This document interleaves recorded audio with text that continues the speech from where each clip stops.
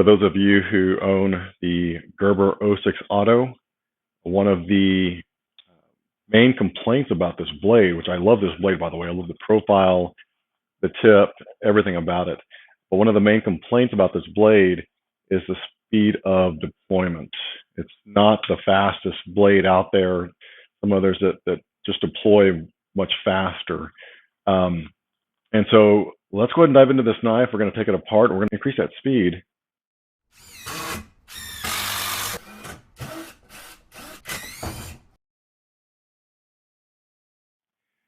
In order to take this knife apart, you're going to need some tools. This is the T15th bit.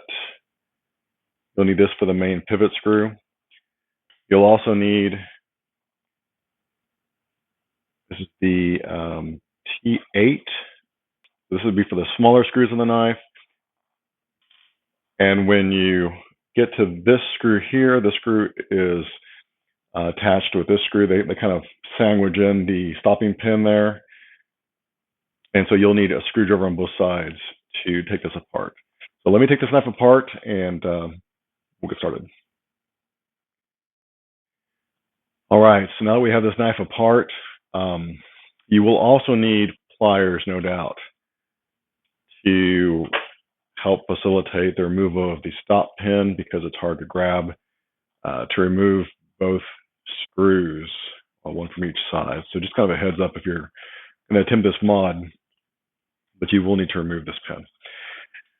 As I said, so these are the springs from KnifeWorks or knifekits.com. There's a Mega and a Max spring in here.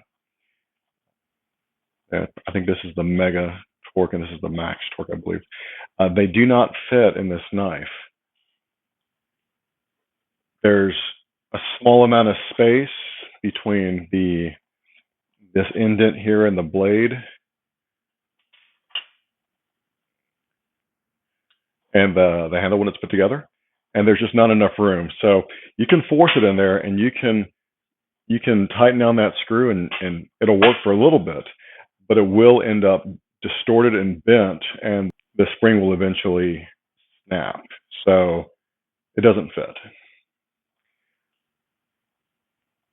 This is an example. This is another spring from KnifeWorks. It's the weakest of the three springs, and it fits and it works great. But even this one you can see is a little bit distorted. It's been working great for quite some time now, but we're going to see if we can't make the knife fire just a little bit harder.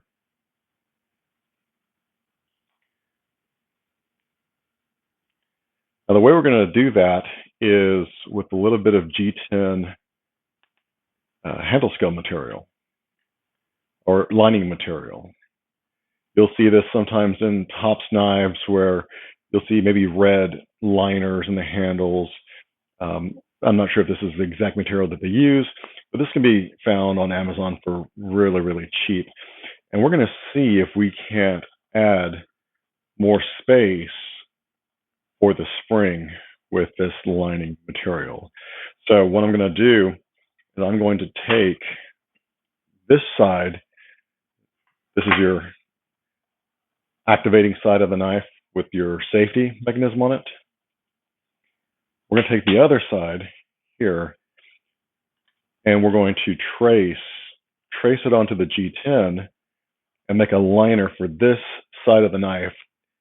It's going to be very difficult to make one for this side of the knife because this has the locking mechanism here, and it's got to make sure it hits that button. I might be able to do that too, but right now I really just want to add the spring into the blade. And so I just need to increase the space from here to the indent here on the knife. So I need to increase that space, so that liner will give me 0.04 inches of additional room for a larger spring.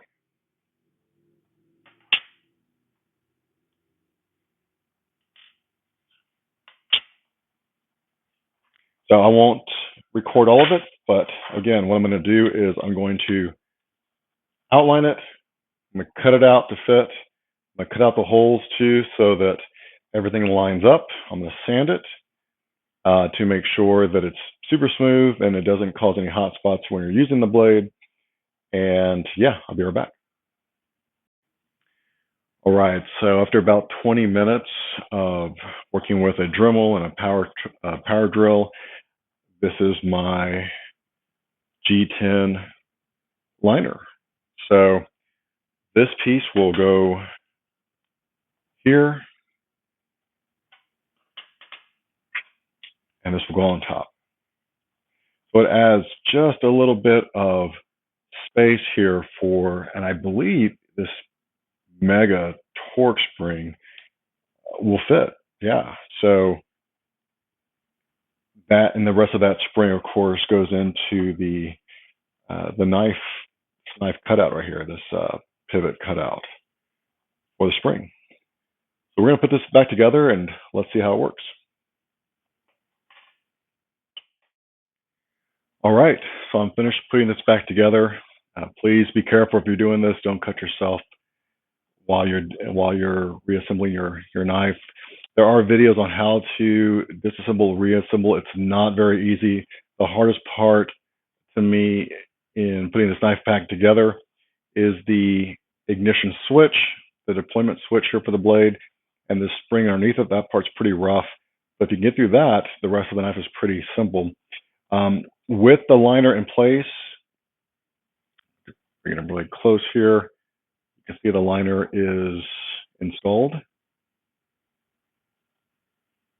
So it does give more room here. I was able to install the Mega spring, not the Max, which was weird. The reason why this one didn't work is because the peg here at the top was too short and the blade wasn't catching onto it. So the moment I move it, it would slip off. So it's kind of odd.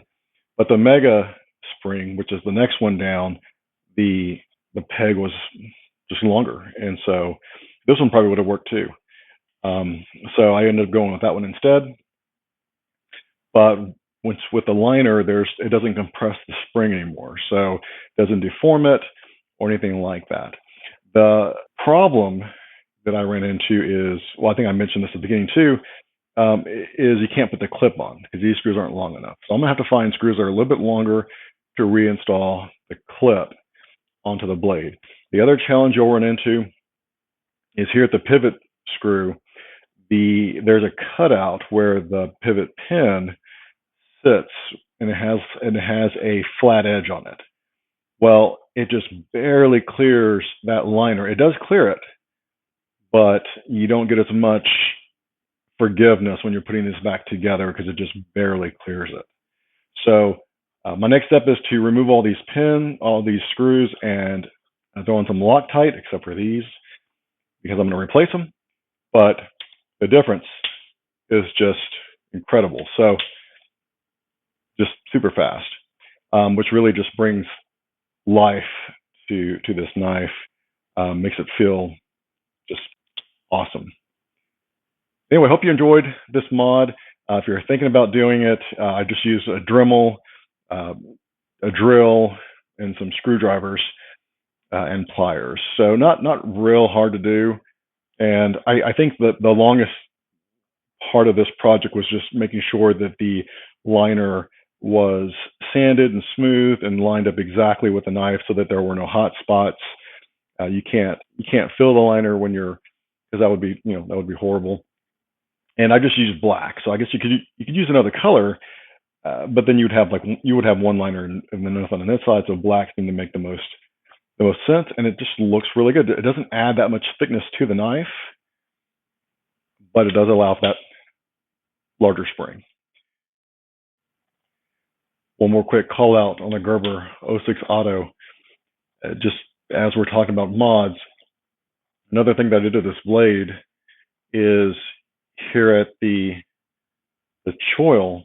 When you first buy this knife, it's a block. It's very blocky. There's a sharp angle here. And what I've found, just as I was using the knife, is if you go to cut a package open or cut paracord or whatever it is you're going to cut, sometimes it can get hung in that little kind of squared out area. And so I went ahead and just smoothed it out, and now it's an angle. So now when you get in that paracord or you get into that box or whatever it is you're cutting, it slips out of that choil area and goes straight onto the serrations. So just want to call that out real quick as we think about mods for the Gerber OSIC Auto. All right, until next time, this is Gear Modder signing out.